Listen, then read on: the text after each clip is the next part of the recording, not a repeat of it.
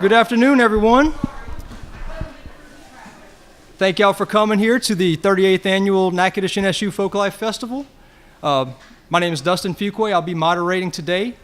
Our guests are Mr. Ray Abshire and Mr. Steve Riley, well-known Cajun musicians. The program says Cajun music, or it says accordion workshop, so we are going to have some demonstration kind of rips, if you will. But for the most part, we'll just be talking informally up here with Mr. Riley and Mr. Abshire. So as we go on ahead, feel free to raise your hands if you have any questions, and just enjoy. So, Mr. Riley, Mr. Abshire.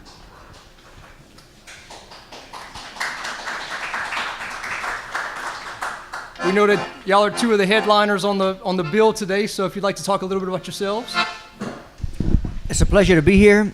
Is this coming through a speaker, or it's just for recording purposes? Okay. Exactly. It's good to know. So do I need to be this close? Okay. So it's great to be here. My buddy Ray Abshire. This is my first time here. Is it your first time? No? I got inducted 5 years ago. Really? Good for you. Yeah. But first time for myself and the band to be here at the Natchitoches Folk Festival. I was conceived in this town.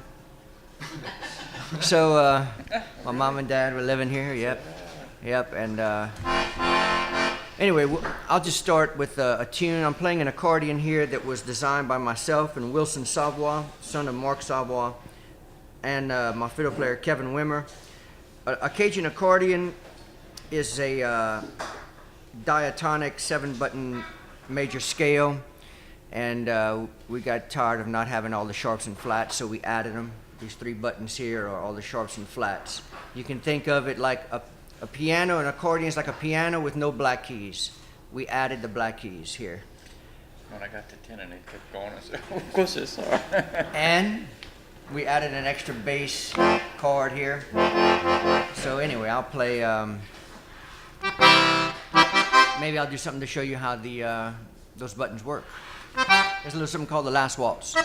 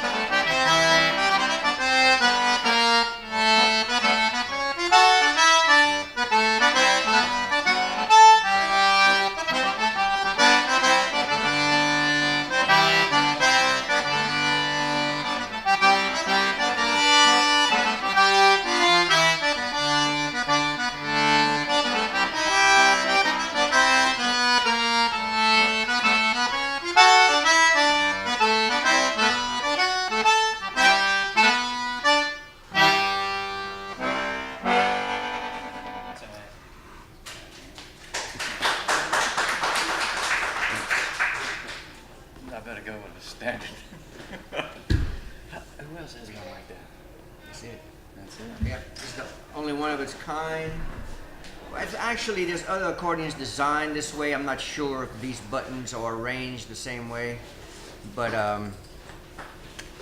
it's a lot of fun. I feel like I'm just scratching the surface of this thing, The possibilities are endless.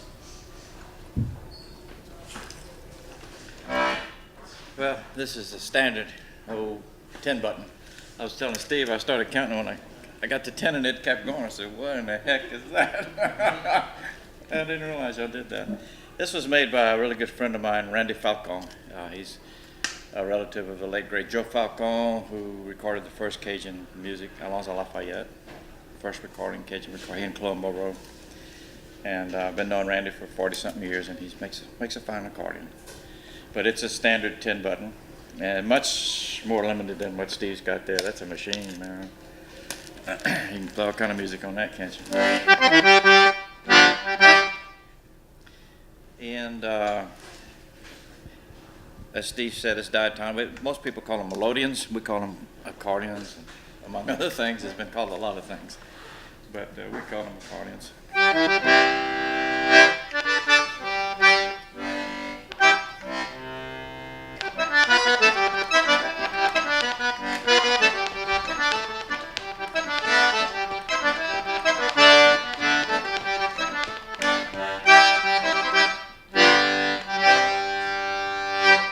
That's a 2-step speed, 2-step melody. And we have 3 you stay with the basics, we have a waltz, a two-step, and what we call a slide or blues, and that's about all we do in traditional Cajun music. Steve and his band, they do a whole lot more with theirs, but the traditional stuff is mostly two-steps and waltzes, and the accompaniment is very simple, fiddle and guitar, and you can keep adding on, but in its truest form, it's probably accordion and a fiddle, and then guitar came in later, triangles. Today there's all kind of stuff in it, all kind of stuff. So the T-Fair came later? No, I would assume it would be. it was there, but it was spoons before the T-Fairs in the old house. People would play spoons on their knees in house parties. You know, today we call it jam sessions. We had the same thing when I was growing up, but it wasn't public, it was private. And the house parties later became known as fiddles, but we'd had private house parties, always food and music, and they had spoons on the knees. And then someone started making them out of old rake, hay rakes, yeah. And it had percussion, so it came in, and that was pretty popular. Anything that made a loud noise was popular back then. That's why the accordion took off like a rocket. Yeah. Yeah, but before the accordion, it was fiddle country. Dennis McGee and those guys. It was just fiddle stuff. But now back home, it's pretty much accordion country between the Cajun and Zydeco. Yeah. And music is in the family for both of y'all.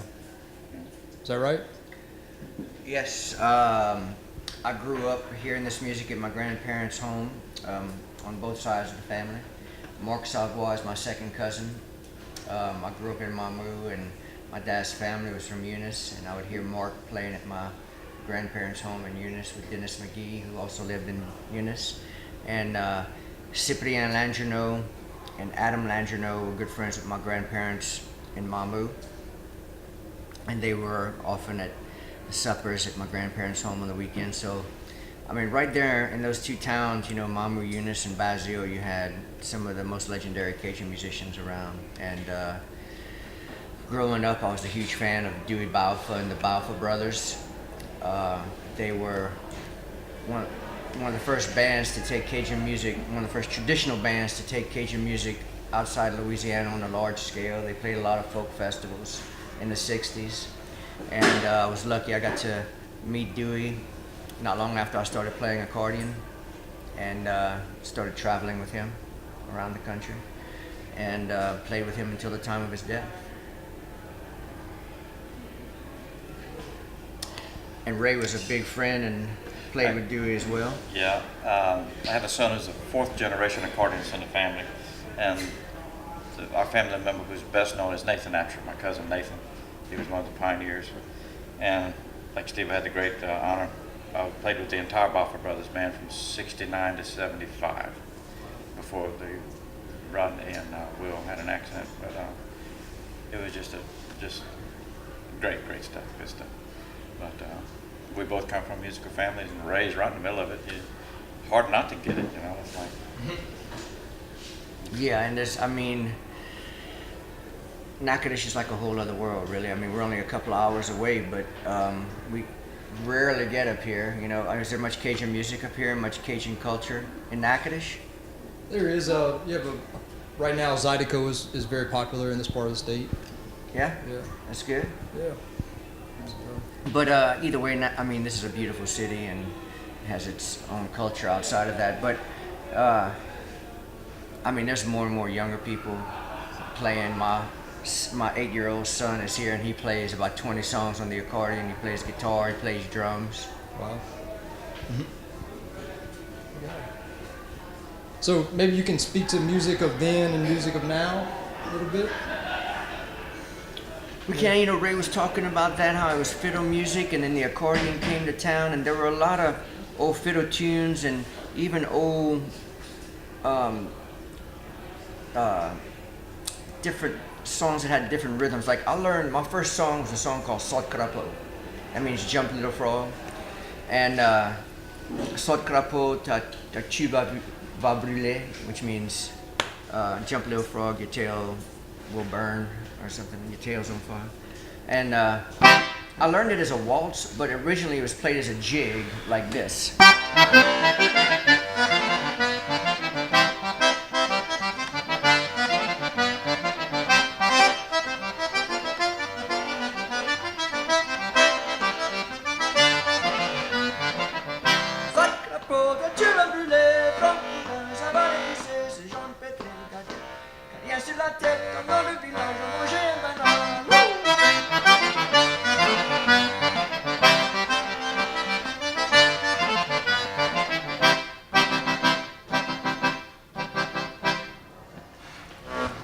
Anyway, I learned that as a waltz. For some reason, my great uncle, who taught me my first song on the accordion, played this song as a waltz. But it was good because it was very slow. As a waltz, you had a lot of space in between the notes here, and it made it easy for me to learn the bass side. So as a waltz, it was like this.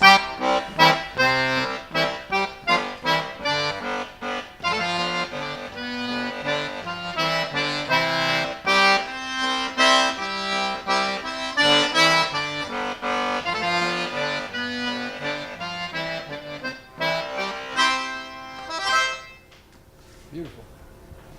Thanks. So, Ray could maybe tell you some more about the old days. He's a little bit older than me. Hello? I was wondering along the lines of, the kind of music you mentioned you'd hear in the past, and then how young people are they're learning the old ways, but they're adapting to the new, and kind of how y'all fit in as, I would put, a middle generation. It was, I remember I'm talking about when the first accordions arrived. They were in the wrong key, so the fiddle players and the accordion players just couldn't get together, and the fiddle players wouldn't bend.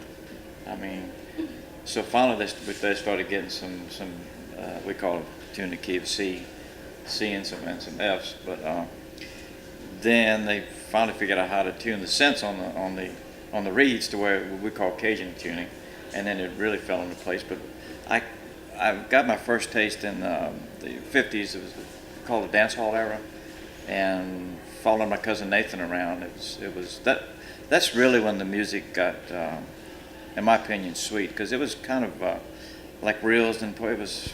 But when the dance hall started kicking off, for dancers you had to smooth it out. You had to leave a bunch of notes out, and people loved to waltz back then, and they loved to two-step, but it was a different kind of two-step, and it was jitterbug. But that's when the music really. It's kind of like when it was dance hall music that was it for many years, several generations, and then it's evolved now to something. It's changing, but it's smoothed out. My cousin used to say, "You play for the feet, till you play pied." So you'd have to play. People were struggling dancing. You were in trouble, and it was hard to keep a job. There was a lot of competition back then, so people would smooth it out, and you had great accordionists like Lawrence Walker that and Aldous and people like that had good rhythm, good tempo, good syncopation, where it would want to make you dance, and it just kind of evolved into some great dancehall music, and it's where I just kind of locked in on it. It's my comfort zone, so I don't ever leave it. But it's different, Steve's gone all over the world. There's nowhere else in the world you're going to find this, and it makes you want to dance. Yeah, I would say, Cajun and Creole culture and music is, it's just one of the richest cultures in the world.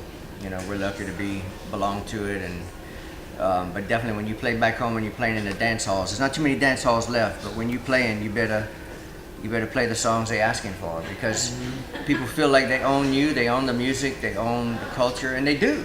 It's theirs, and people work hard during the week, and they want what they want on the weekend. So there's some obstacles in creating original music in Acadiana and kind of the genre now, because, are you saying because people want to hear that, they want to hear the same kind of dance tunes? Well, yeah, and Cajun people are stubborn and they're hard-headed and they're resistant to change, and in a lot of ways that's good, because that's one of the reasons we still have our culture and our music still as strong as it is today, and our language as well, because people were resistant to change. But progression is slow, but it's steady. A lot of people experiment. If you cross over the line, they'll let you know about it. Okay. Your crowd thins out real quick. Or they won't buy your records. Won't buy your records. Yeah. Look, we experimented Yeah. in the late 90s. We were young. We went to the studio, did some things different, and we put out this record called Bayou Ruler. And the first song is a big loud guitar riff with an accordion being run through a Leslie speaker, like a B3. So there's a guy back in Eunice who had a record shop. His name is Todd Artigo. He's on KBON radio now, but he said, Steve, old people were bringing that record back saying, look, You got the wrong music on there. That's not Steve Riley. I don't know that's the wrong music on that CD. I don't want it. So it's nice that they didn't blame me, that they blamed him for it. You know? So, but you gotta. It's a delicate dance, man. You know. Yeah. I think the best I've heard it put was the way the Cajuns we've managed to survive this long in our cultures, that we absorb and conquer. And that's how we do it. People come to us, and if you like it, fine. If you don't, it's still fine. We don't change. You know, and that's in the food, that's in the cooking, that's in the dancing, the French language. C'est vrai. C'est vrai, c'est bien vrai. And it's been going on a long time. But we're open, you know, we have that latitude to experiment. We can experiment with the music, but it sometimes will backfire on you. But yeah, you know, it's fun.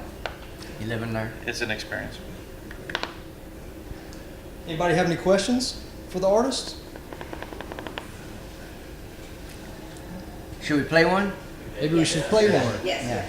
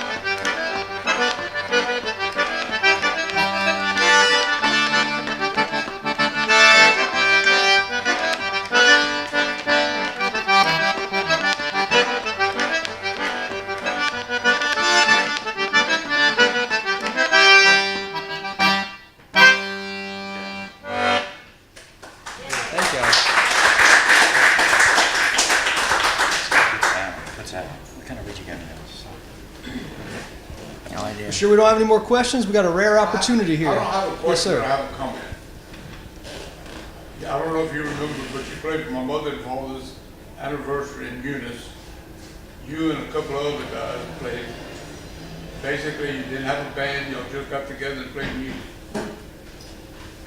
That was many, many years ago. I think you were about 16 years old. And I still remember it, so. It's when he had his bangs. You didn't have to bang back then. No. You remember who I played with? I don't. There's another guy now that's playing the accordion, I think around Crawley or someplace else. And the boy that played the drums was a friend of my brother's. And I don't remember his name. Neither one of them. Wow. Choppy. Might have been Chop. Chop. That was a long time ago. My father's been passed away now about probably 20 years or more than that. Well, more than that. Well, what's interesting, it goes along with what you're saying. Sometimes you're playing and you're playing for the grandchildren. You play for the parents and you play for the grandparents. So now we're playing for like third generation. And it's pretty interesting, you know.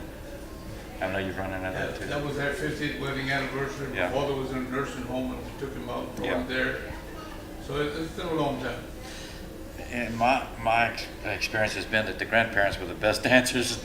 they were the best. It's kind of just changed a lot. The dancing's changed a lot. Yeah, I used to love to go to La Poussière when I was in my early 20s, hear Walter Mouton, and watch those old couples dance, man. They were so smooth. I mean, they were just fantastic, you know. All the dancing was from the waist down. It was in the feet. It was the feet. There was no. Yeah, their heads were stationary. Yeah, you could put a glass of water on the head. In fact, there was an old guy who used to do that. Remember? Hey, for Mardi Gras, man, people just put their beers on their head. The gentleman over here had a Yes, question. sir. Because the sound of the accordion is so unique, I think a lot of people, me personally, it sounded kind of monolithic for a while. Like every accordion player I heard, it sounded this. It took me a while to be able to hear style of playing the accordion. And I started noticing like the different kind of flourishes and chirps and different kind of like different idiosyncrasies that different players have. Can y'all talk a little bit about like what gives an accordion player a personal style? Well, I'm sure Steve tells his students the same thing. It's not something you can teach. It's something you have to listen. If you don't grow up with it and don't have it inside you, it's not going to really come out. It'd be like if Steve and I would pick up a guitar and go to Memphis and say, we're going to play the blues. We're not going to play the blues. We're going to pick at it, but we didn't grow up with it. We didn't live it. So that has a lot to do with it. We call it expression or emphasis. And that's something you cannot teach. It has to come from within, and it has to come from growing up with it or doing an awful lot of listening. And it's mind over muscle, so if you go and take accordion lessons and you try and do it note for note with Steve Riley, you're really cheating yourself because your mind's not working like Steve, so you're forcing yourself to play it different. So if you could just get past that and play it the way you hear it, then you're going to evolve into where you're going to have your own expression and your own style. And that's where a lot of young boys go wrong. They copy and copy too much. They don't give themselves a chance to play their own music the way they hear it. And we had Clark was an old friend of mine, and he once told me, he said, there's no good or bad or better accordion players. It's the way you hear the music, and that was a wise thing.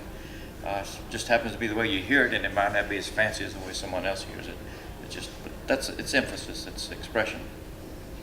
But you can't go to class for that. It's never gonna happen. Yeah, you know, look, you grow up emulating your heroes, trying to play like them, you know, and mine, and when I was first starting, was Mark Savoy. He's one of the first guys I heard, and I thought he just had an amazing style. But then you start listening to the other guys and other things about their styles, licks, or whatever makes its way into your playing. And you know, I met Dewey Balfa early on, and I played fiddle. I tried to play and sing just like him because he was my hero. And he said, Steve, look, I'm flattered that you do that. He said, but you need to find your own voice. And so, you know, he told me right from the beginning, find your own voice and your own style. You know, be who you are, whatever that is. And sometimes that takes years to develop, but it's good you're hearing all those differences, you know. And hey, just take your favorite parts of all of them and put them in your playing, and they'll be you. You just have to be true to yourself, you know. Play it like you hear it. And you know, all of these classes, I wonder why we just don't blindfold them and say it's for the ears. Don't look, just listen and try to emulate from sound. Yeah. There's too much tablature and things like that, and I'm not sure that's the best way to do that. Yeah, look, I mean, these days I do a lot of teaching, and Ray does too, and you know, they want it handed down to them on a silver platter. I mean, they want it slowed down. I didn't have that. I had to listen, and if I was lucky, I got to see Mark play every now and then. And when I got to see him play, which is rare, I had to really remember what I saw. But mostly, just use your ears, man. You know, we didn't have all this slowing it down and DVDs and breaking it down. I mean, I'm happy to sell a few thousand of them to folks who need it, but we didn't have that, you know. No, that's not the way we learned. There were no classes, and I think we have an advantage. I think we have a definite advantage. We had a question over here. Speaking of learning in classes, can you recommend a website or a CD or something to learn? I mean, I'm in the Dallas-Fort Worth area, and there's nobody up there giving lessons. I've got 2 of them, and I just kind of try myself, but how can I, in my area, learn? Well, I have 2 DVDs, like I mentioned. I have a beginners and an intermediate. I would say get the beginners. It shows you all the techniques to play the 2-step, all the techniques to play the waltz, and I break them down really slowly. And you can find that on mamuplayboys.com. Okay, thank you. Yep. I have a question. Jam sessions are very popular in Acadiana. You get a lot of participation. From an anthropologist looking from the outside into it, I can see it's sort of something that, to me, it looks like it's growing and it's getting more and more popular. And I just wonder if you could quantify or put a number on the how many accordion players are there in Acadiana? Is that possible? Well, I mean, maybe one you know, thing. 'cause Those are bad ones. Maybe one Well, thing. just enthusiasts. I mean, just from that angle, some people may look at it and think that's an exotic instrument, but they're a little bit more common as we go. One thing they might put in perspective is probably 30 or 40 accordion builders There you throughout go. the state. 30 or So, 40 people that yeah. are master accordion builders. No, build accordions. So that gets, and they're building 50, 60 accordions a year. They don't all stay here naturally, but there are a lot of accordions in the homes. A lot of them don't come out the homes, but a lot of them do. And then you slowly get to the cream comes up, and then you get to playing professionally, and then you have a few. It's like anything. It's just like sports, or you get those that start playing professionally. But there are a lot of accordion players. Well, just thinking off the top of my head, if you just were, you could call 20 people in your phone right now that play accordion. I mean, is it at least that many? Yeah. Oh yeah, I mean, there's a lot more than 20. Oh, God. I'm just saying, like personally, Oh, God. you know that many people. There's even more than that. There's a lot of them, and there's more. I find the younger, 20-somethings have a really tight-knit community. The musicians, there's a lot of younger people who are, doing what my mom and dad did, which is have suppers, play music, so you got all the elements of what we do back home, I mean, the music is a function of pretty much every part of society. Funerals, weekend get-togethers, house parties, somebody will break out an accordion at some point. There's probably a house jam every night of the week, and then on weekends you got 7 or 8 just in the Lafayette area, public jams, Lafayette, Robridge, Eunice, all over. It's just, there's a lot. It's stronger now, I think, than it's ever been. Don't you think so, Steve? I think so. I think it's the strongest I've ever seen. I've also watched it go through phases. For a while, it was everybody wanted to learn how to play the fiddle. Did you notice that back when that was fiddle? And then they got accordions, and then all of a sudden there's guitars. You go to a jam and there's 10 guitars, 2 fiddles, and 1 accordion. And you go to another jam, there's 12 fiddles, 1 guitar. It's just, I don't know. It's a crazy thing, but it's just whatever grabs them. Yeah. Whatever grabs them. Yes, sir. It's amazing as a Cajun musician. It's amazing the amount of influence you'll have when you're tour, like Europe and all. I was in the Abshire region, and a fella that lived in the house, and he raised wheat and raised the top of cattle with long hair and all. His name was Alex, and so I went to his old stone house in the house, and he was cutting hay, and he said, "Come, I'll show you." And I went in his house, and he played the accordion, the accordion. And so I said, "Man, how in the heck you learn how to play that accordion like that?" He played real good Cajun French accordion, even though he was French. And so he pulled out a little cassette. Dewey had made a concert there in his village in 1976. And who's Dewey's accordion player? Was it your father? No, probably no Calais. No Calais? Yeah. All right. He pulled out that, he said, I started copying the accordion like that. And you know, I went to, I was in another place and where a cherry orchard was. I walked down there and it had a guy called 40, and he would make Cajun accordions in France. And then so, yeah, it's amazing, you know, influence. Yeah, what was that guy's name? Was his name Eric Martin? Eric Martin? No? No, not Eric, no. Not Eric Martin, but Elix. He's a young fella.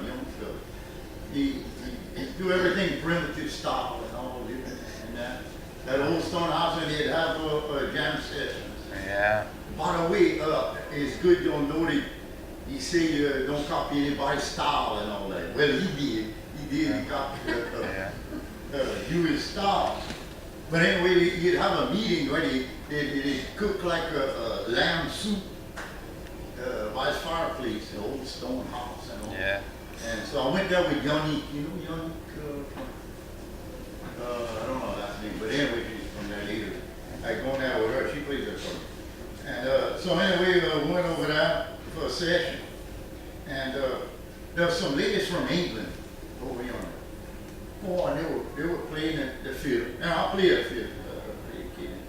So anyway, I took out my fiddle and started. When I started looking at, no, I started singing. Oh, you didn't do it like being more classical in Europe. They expect every piece to be like they had heard or like it was written on the sheet music that they had in their little books on Cajun music. And if you deviate one word or several words, oh man, you're not authentic. That's not how it was in that book. I said, wait a minute, lady. I said, first of all, you ain't Cajun. I'm a Frenchman from Louisiana.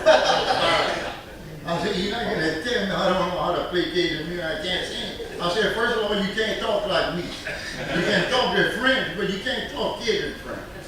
And so, anyway, it's technocrats, they're technical. It has to be the same thing, the same movement, everything, words precise. But all the Cajun music was back porch music. Every club, hey man, I'm a Cajun, we drink. We play music. You liable to change your words when you're singing too, you know. Oh, yeah? It's not all precise and written down, you know, a lot of the time. We have a lot of scratch in our music. Yeah, and that's a point I wanted to make, you know. The technical things, they expected something written on music paper, and that's how they learned it. And it had to be like that. You have to sing the same phrases, or you were not. So anyway, that's the point I wanted. And the amazing influence of it. I see. Thanks. Yeah, that's correct, man. I agree with you. You know, this music is improvisational. I mean, you might feel happy one day when you play, and you might feel a different way. It's however you feel, you know. It's folk Hey, music. Steve, after a few beers or drinks when you're playing, man. It just, You forget the tune after that gig about 3 hours. Doesn't want to ever cry. The words, man, they come hard sometimes. Well, we got a few minutes left, guys. Maybe I could end us on a good number. yeah. Any other questions? Scheduled to go until 1. We got Oh, it's not till 45. Well, how about still we listen to some music? Would that be Steve all was right? in mostly prairie country. I was raised down in marsh country back in Gaydon. It's a little different. The music in the different sections of Louisiana is different. There's more fiddles, and then you end up around Bro Bridge. They're always different. I mean, it's just different rhythm over there around Bro Bridge. But different sections of Southwest Louisiana, music was different. You know, we played it. You get towards the border in Texas, the tempo stepped up, and those clubs, Road Air, they would play a lot faster and stuff. We had a beautiful waltz back home called the Marsh Waltz. I lost the measure, but.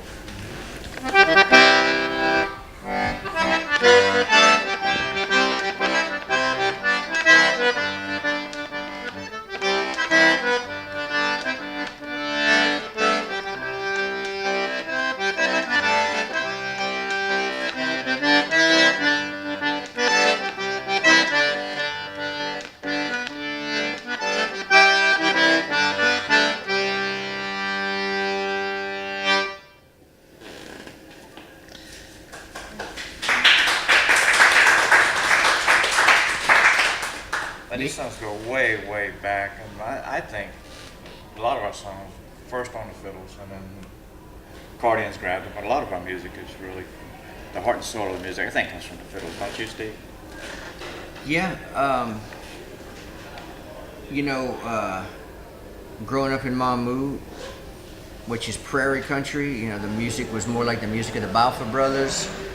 Not much steel guitar, not much upright bass, And then you go to Lafayette, to the big city, and you get this big dance hall sound with bass guitar, But it was just, I found the music was just much more traditional, 2 fiddles, more kind of like the Balfour Brothers style around Mamou and Eunice, and or whatever you had, an accordion and a fiddle, whatever.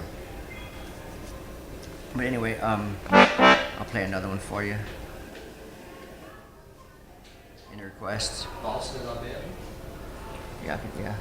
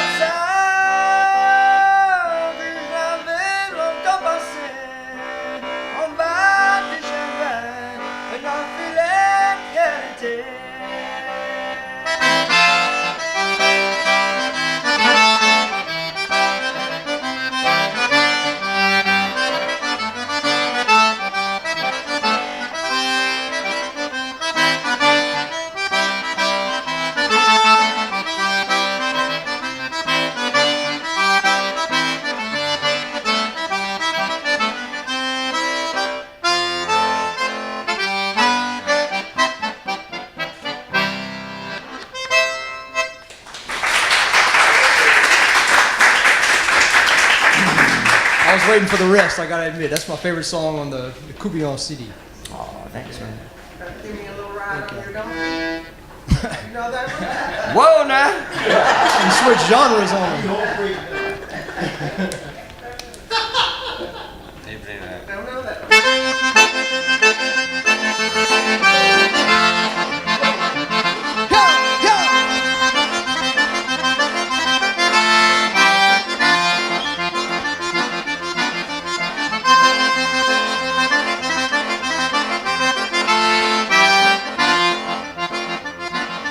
Gonna sing it?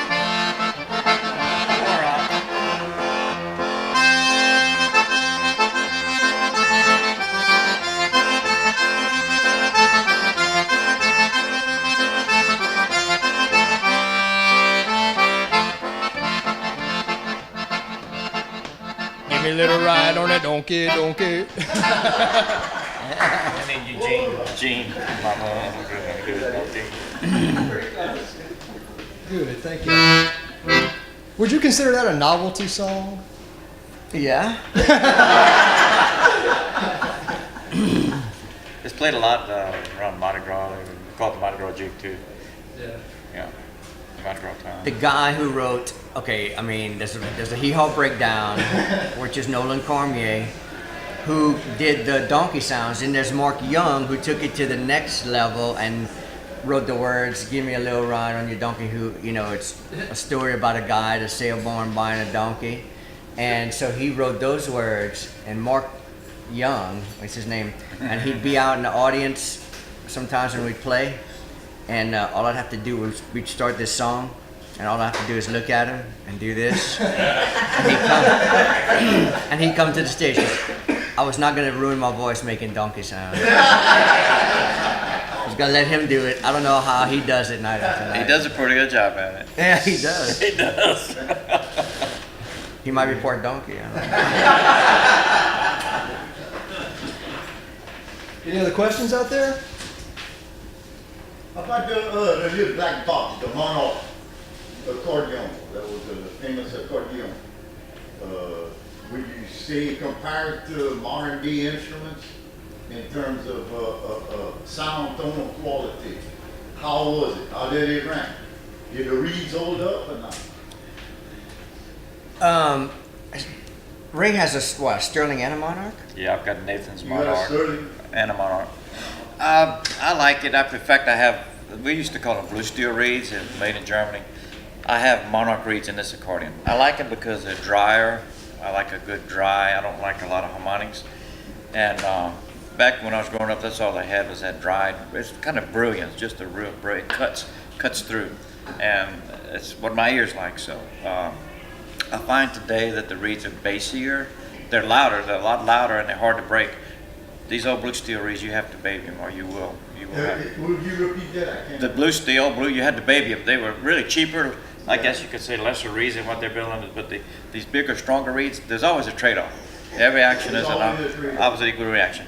I like the old thin reeds that are easy to break, but if you don't know how to play, you're okay. With a dry, brilliant sound, I just like that. I don't like a lot of harmonics. You got steel reeds on there? Yeah. Joel was on the Cajun Pawn Stars with me. Yeah. That black box. Yeah, but I liked it. But craftsmanship-wise, they didn't last. You know, the Monarchs and Sterlings, but they weren't as good. I tell you what, in the old days, the Germans were sending us accordions. Now we're sending accordions to Germany. It's turned around. Yeah, we're sending accordions to Europe because we have some great accordion builders, and they hold up. I always traveled with just one accordion. Never had more than, never had problems. But with the old Monarchs and Sterlings, you were constantly repairing those suckers. You know. Constantly repairing. Yeah. They were, Yeah, I think they're harder to play. Harder to play. They lose air. It was tough. They're lighter. The wood was softer. Well, yeah. But there's a trade-off. But in my case, it was always about sound, so I was willing to put up with all the little mishaps. Yeah. But now Nathan has always been one of my idols, Nathan Abshire, and yeah, you related to him? Cousin. What way? cousin. Your cousin. Yeah. Not that. Now with names like Abshire and Riley, all right, they're not Cajun last names, but you were introduced into Cajun music by your family, right? They absorbed and conquered. They absorbed and conquered us. They absorbed and You know, like Lawrence Walker. and Reed, Yeah. Those are not Cajun names. McGee, Dennis McGee. Yeah. Right. Yeah. Yeah. Yeah, no, my grandfather Riley came to Louisiana and married my grandmother, who was a Beardo. And Beardo. yep, Uh-huh. and he was absorbed and conquered.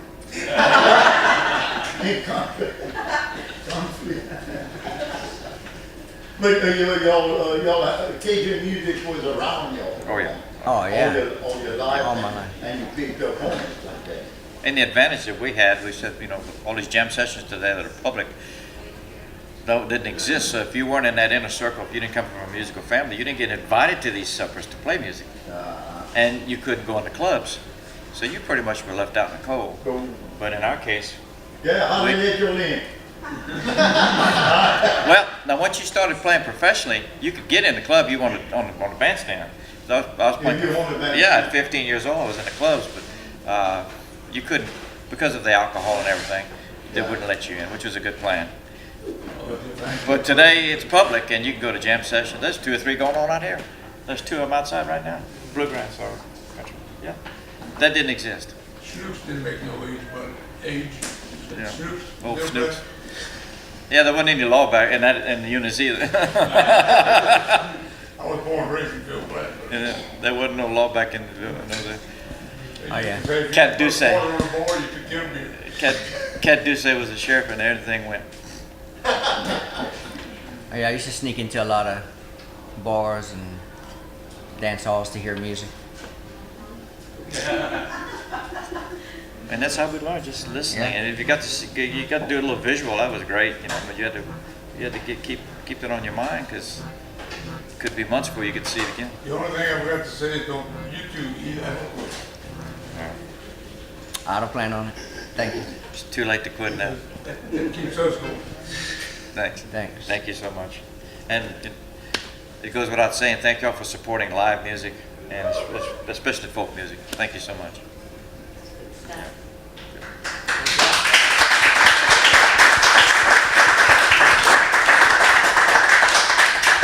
Could we ask y'all for one more number?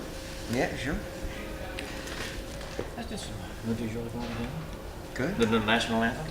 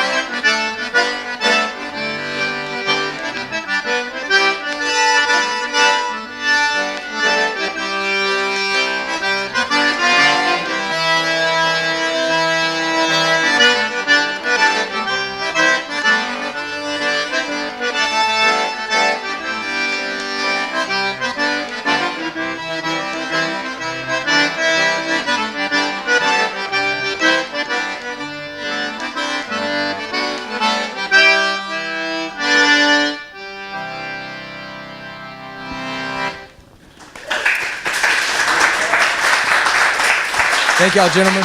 Appreciate y'all. Thank you. Thank y'all. Thanks for coming, everyone. Matt, thanks.